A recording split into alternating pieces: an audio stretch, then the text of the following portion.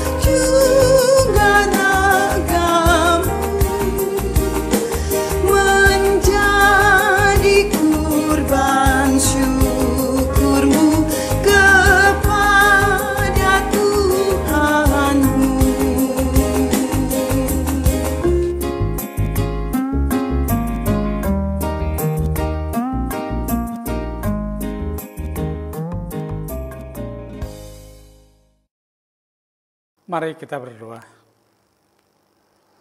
Kami bersyukur kepada-Mu Tuhan, sebab Engkau telah membimbing kami, mulai dari kami bangun tidur tadi pagi, hingga siang hari, kami boleh beraktivitas hari ini, dan pada malam hari ini juga Engkau masih bersama dengan kami. Tuhan Yesus yang baik, pada malam hari ini juga kami mau istirahat, tapi sebelum kami istirahat, kami beribadah kepada-Mu Tuhan. Tanda syukur kami kepada-Mu, karena Engkau mentahbiskan ibadah kami malam ini, agar ibadah ini boleh terlaksana dalam nama-Mu saja. Urapi Vikaris David Sihite dalam menyampaikan firman-Mu Tuhan, agar kami dapat mengerti, memahami, bahkan menjadi pelaku firman-Mu. Kami serahkan ibadah kami ini dari awal hingga akhirnya kelak. Terpujilah Tuhan. Amin.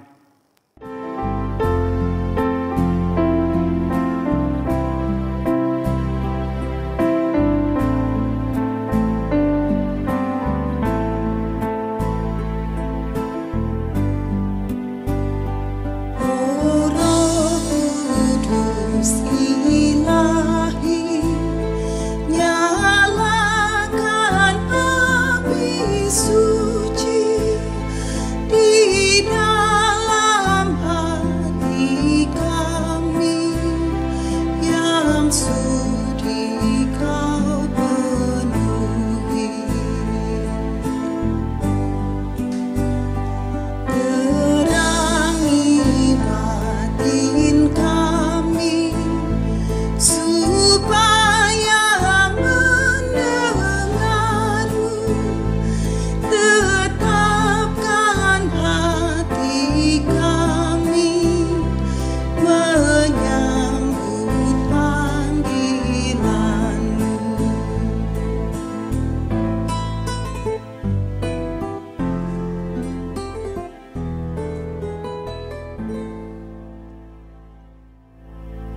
Bapak Ibu, saudara-saudara yang dikasihi Tuhan, kita akan masuk dalam pemberitaan firman. Mari kita siapkan bacaan kita dari kitab Amsal pasal 9 ayat 10 sampai dengan 18. Amsal 9 ayat 10 sampai dengan 18. Jika sudah menemukan, mari kita berdoa mohon bimbingan Roh Kudus untuk pembacaan dan perenungan sabdanya. Kita berdoa. Ya Allah yang Maha Kasih, Allah yang begitu baik dalam kehidupan kami, kini kami akan membaca dan merenungkan firman-Mu. Tolonglah kami ya Allah, di malam hari ini kami merenung bersama membaca firman-Mu. Biarlah kami dapat memahami dan kiranya apa yang kami baca dan kami renungkan bersama dapat berguna bagi kehidupan kami secara pribadi maupun bersama keluarga. Tuntunlah kami ya Allah, di dalam Kristus Yesus kami berdoa. Amin. Bacaan Alkitab dari Amsal 9 ayat 10 sampai 18 saya akan bacakan bagi kita sekalian. Amsal 9 ayat 10 sampai 18. Permulaan hikmat adalah takut akan Tuhan, dan mengenal yang Maha Kudus adalah pengertian. Karena oleh aku umurmu diperpanjang, dan tahun-tahun hidupmu ditambah. Jikalau engkau bijak, kebijakanmu itu bagimu sendiri. Jikalau engkau mencemooh, engkau sendirilah orang yang akan menanggungnya. Perempuan bebal cerewet sangat tidak berpengalaman ia, dan tidak tahu malu. Ia duduk di depan pintu rumahnya, di atas kursi di tempat-tempat yang tinggi di kota. Dan orang-orang yang berlalu di jalan, yang lurus jalannya, diundangnya dengan kata-kata. Siapa yang tak berpengalaman singgahlah kemari, dan kepada orang yang tidak berakal budi katanya. Air curian manis dan roti yang dimakan dengan sembunyi-sembunyi lezat rasanya. Tetapi orang itu tidak tahu bahwa di sana ada arwah-arwah dan bahwa orang-orang yang diundangnya ada di dalam dunia orang mati. Demikianlah pembacaan Alkitab, terpujilah Kristus, haleluya. Haleluya, haleluya, haleluya.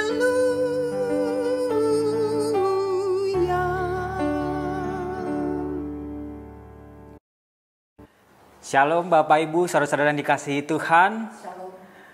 Tema ibadah keluarga rutin malam hari ini adalah undangan kebodohan.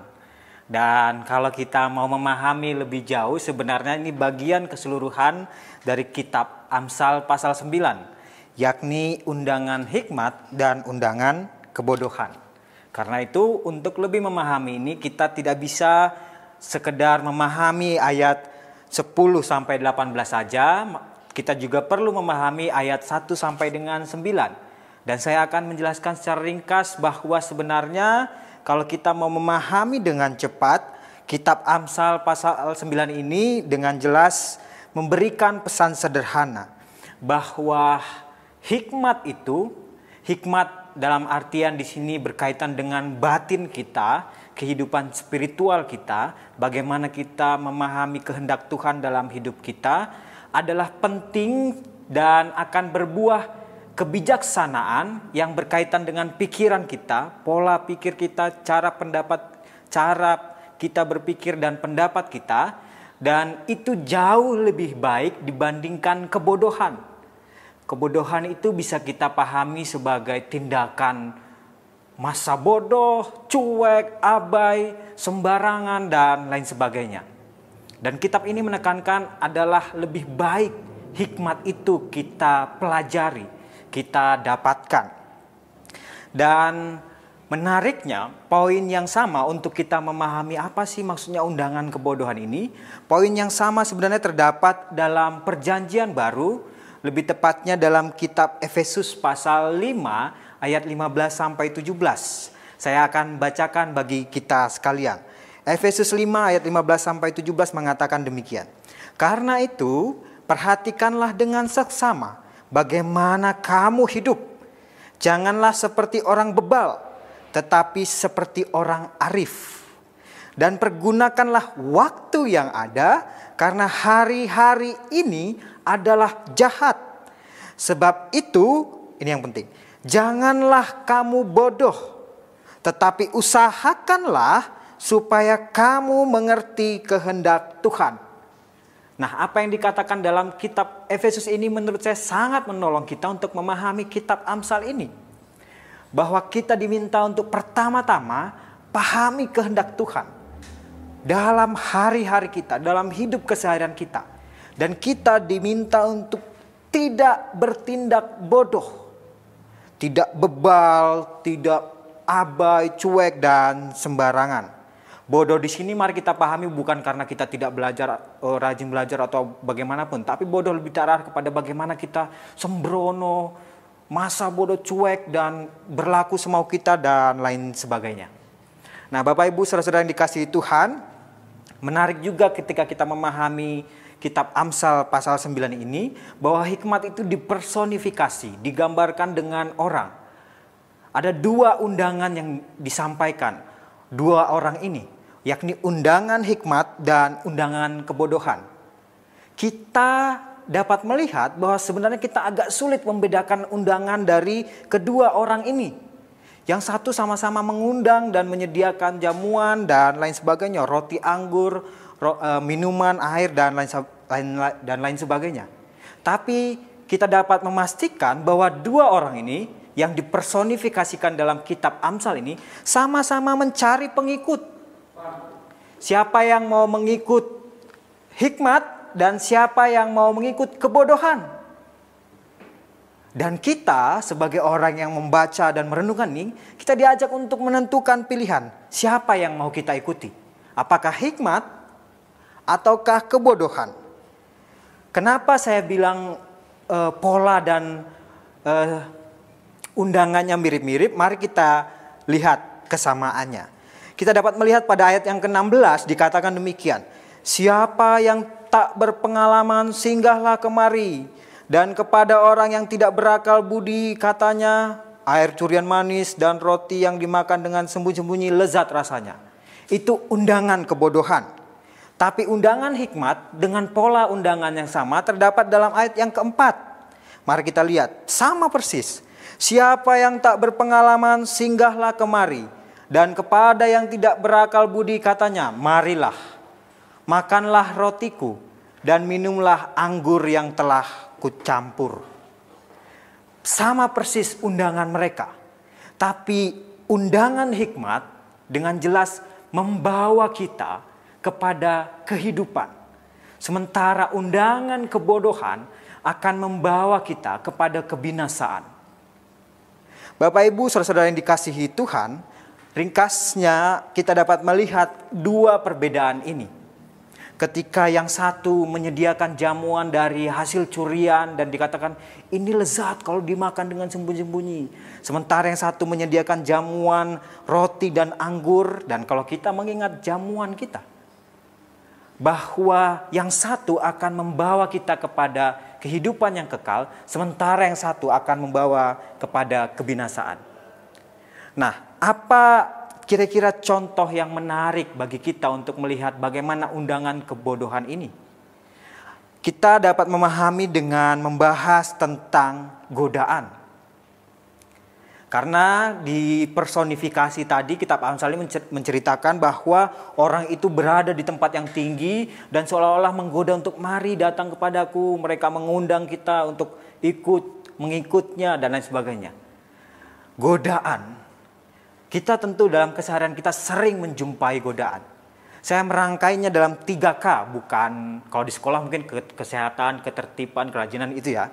Tapi 3K godaan ini adalah apa Bapak Ibu saudara-saudara yang kasih Tuhan? Kenikmatan, kekuasaan, kehormatan. Apakah ada yang salah dengan ketiga hal itu? Tidak ada.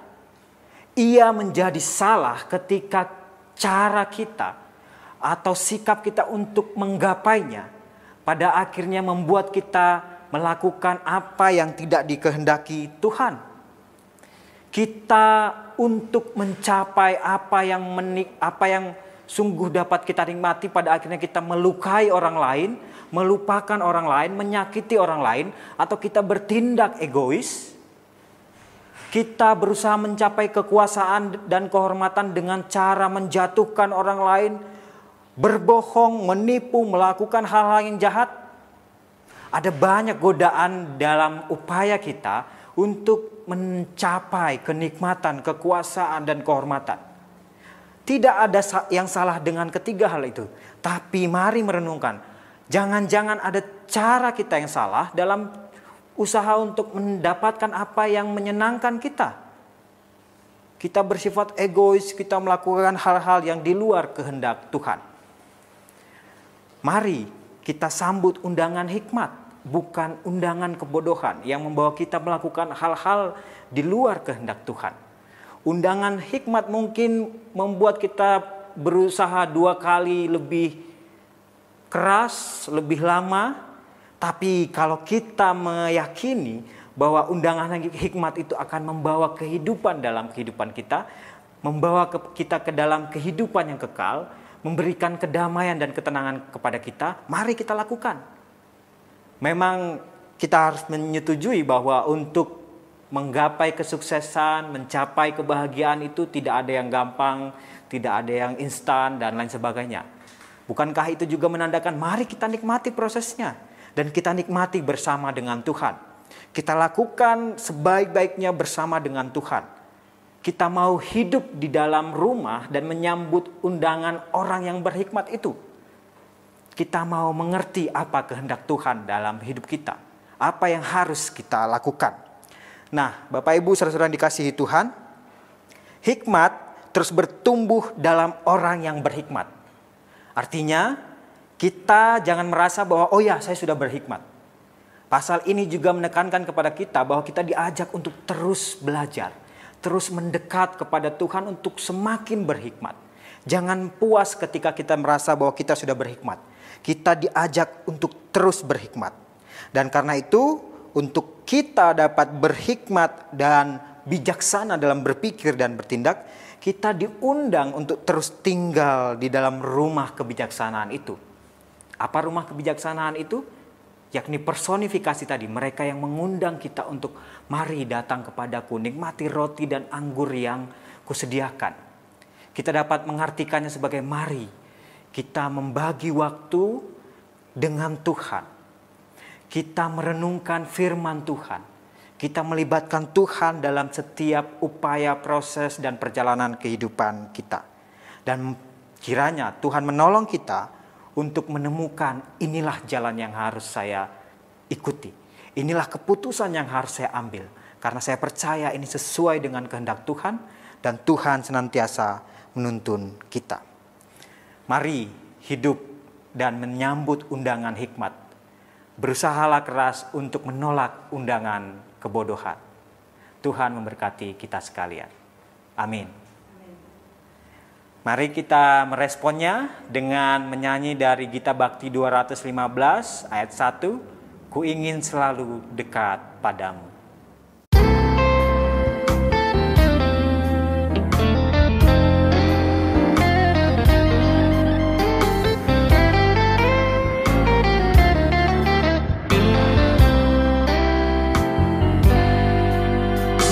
Ku ingin selalu dekat padamu, ikut Kau Tuhan tiada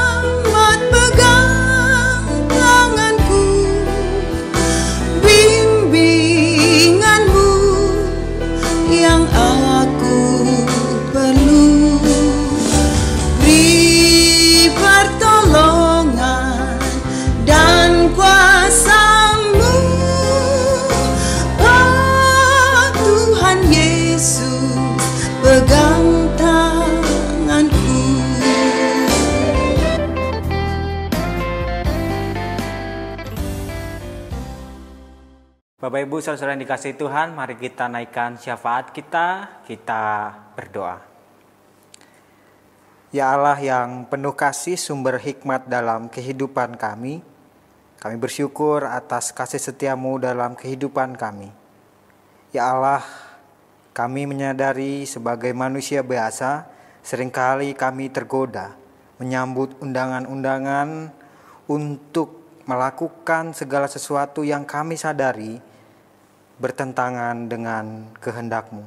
Ampunilah kami ya Allah, dan biarlah perenungan kami malam hari ini menolong kami untuk mengingat bahwa hidup bersama-Mu, hidup yang mengerti akan kehendak-Mu dalam hidup kami, akan membawa kami ke dalam kehidupan yang kekal, akan mendatangkan kedamaian dalam hidup kami.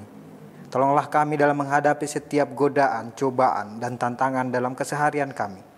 Curahkanlah hikmat dalam kehidupan kami, baik kami sebagai suami, sebagai istri, sebagai anak-anak, sebagai orang tua, sebagai sanak saudara. Biarlah segala pikiran, perkataan, dan perbuatan kami didasari oleh hikmat yang dari Tuhan saja. Ya Bapa, dalam doa ini kami secara khusus mau berdoa bagi setiap warga jemaat GPIB Eklesia yang saat ini dalam pergumulan berat. Baik itu dampak dari situasi pandemi ini, atau pergumulan bersama dengan keluarga, pergumulan dalam pekerjaan, pergumulan dalam relasi. Ya Bapa, kiranya Engkau merangkul mereka, Engkau curahkan hikmat, dan biarlah mereka juga dapat melalui setiap pergumulan ini dengan baik. Kami berdoa ya Bapa bagi setiap warga jemaat yang dalam kelemahan tubuh, baik itu yang saat ini berada di rumah sakit maupun sedang dalam pemulihan di rumah. Bagi setiap warga jemaat di sektor 1 sampai dengan sektor 6, kami menyerahkan saudara-saudari terkasih kami ini ya Bapa ke dalam tangan-Mu.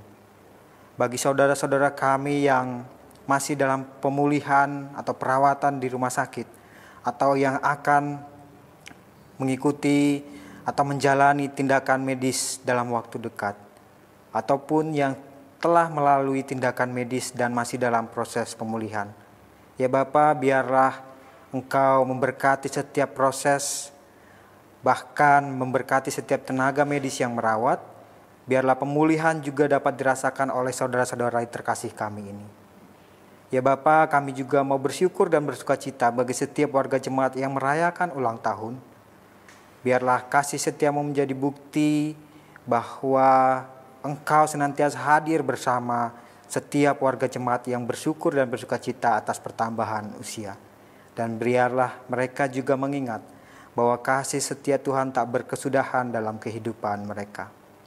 Ya Bapa, kami juga mau berdoa bagi bangsa dan negara kami, terlebih bagi kami saat ini di DKI Jakarta. Dalam masa-masa sulit ketika situasi pandemi tampaknya tidak kunjung berhenti. Ya Bapa, Engkau berkati setiap upaya dari pemerintah. Terlebih tolonglah kami untuk menyadari tugas dan tanggung jawab kami untuk menaati setiap protokol kesehatan dan juga peraturan-peraturan yang ditetapkan. Pengharapan kami kiranya situasi pandemi ini segera berakhir, hingga kami dapat menjalani aktivitas kami dengan penuh syukur dan sukacita. Kami melakukan aktivitas kami dengan sebaik-baiknya. Tolonglah kami ya Bapa, dan juga Engkau berkati setiap mereka, khususnya yang terdampak dari efek pandemi ini. Mereka yang kehilangan pekerjaan, mereka yang bergumul dengan pendapatan harian mereka atau pendapatan bulanan mereka. Biarlah banyak tangan-tangan yang menolong dan menopang mereka. Biarlah juga mereka dapat menemukan pekerjaan atau mendapatkan pekerjaan yang dapat menopang kehidupan ekonomi mereka bersama dengan keluarga. Engkau berkati mereka ya Bapa. Engkau lindungi juga setiap tenaga medis yang berjuang di garis depan dalam penanganan situasi pandemi saat ini. Ya Bapa, ada begitu banyak harapan dan pergumulan kami masing-masing di tiap keluarga. Kami serahkan semuanya hanya kepadamu. Dan biarlah doa ini ya Bapa, kami sempurnakan di dalam Kristus Yesus yang telah mengajarkan kami berdoa.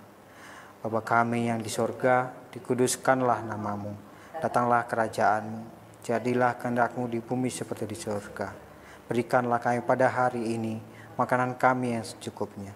Dan ampunilah kami akan kesalahan kami, seperti kami juga ampuni orang yang bersalah kepada kami. Dan janganlah membawa ke dalam pencobaan, tetapi lepaskanlah kami daripada yang jahat.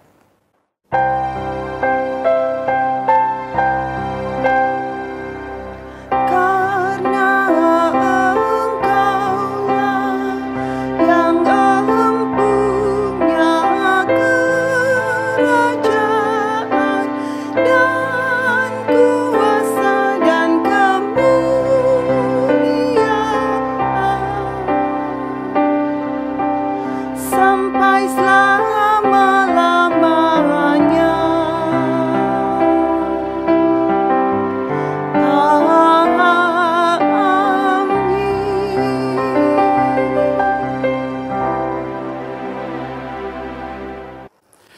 Umat Allah yang terkasih, mari kita bersyukur kepada Tuhan dengan memberikan persembahan dengan nas Alkitab dalam Roma 11 ayat 36. Sebab segala sesuatu adalah dari Dia dan oleh Dia dan kepada Dia. Bagi Dialah kemuliaan sampai selama-lamanya. Saudara-saudara dapat memberikan persembahan melalui QR Code, transfer bank, atau dikumpulkan melalui amplop keluarga yang dapat diberikan pada waktu-waktu tertentu. Tuhan memberkati persembahan kita. Untuk persembahan kita bernyanyi dari pelengkap kiri jemaat 146 bait 1 dan 2. Bawa persembahanmu.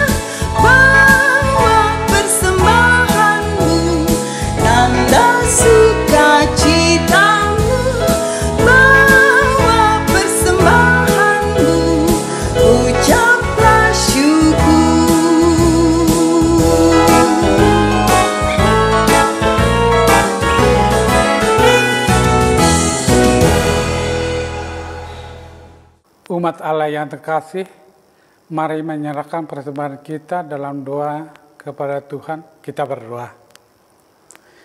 Ya Allah, kepadamu kami memberi persembahan sebagai tanda syukur dan penyerahan diri, serta hidup seutuhnya untuk kemuliaan nama-Mu. Kudus dan berkati ya Tuhan, agar berguna untuk pelayanan kasih dan keadilan serta pembangunan jemaat. Amin. Umat yang dikasihi Tuhan, lakukanlah firman Tuhan yang telah kamu dengar, baik di segala waktu dan tempat. Firman Tuhan menyatakan, berbahagialah orang yang bertahan dalam pencobaan, sebab apabila ia sudah tahan uji, ia akan menerima mahkota kehidupan yang dijanjikan Allah kepada barang siapa yang mengasihi Dia. Mari kita menyanyikan PKJ 131, bait yang pertama dan ketiga, ku yakin Tuhan tuntun langkahku.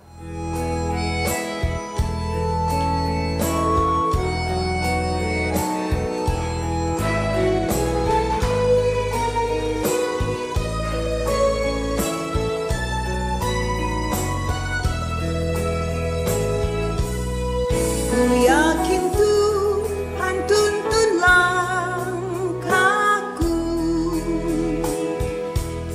serta membuka jalan bagiku. Jika sungguh berserah dan berdoa padanya, Tuhan membuka jalan bagiku. Ku yakin Tuhan tuntun langkahku, serta membuka jalan bagiku. Bagi Dia hidupku, kata dan tindakanku, Tuhan membuka jalan bagiku.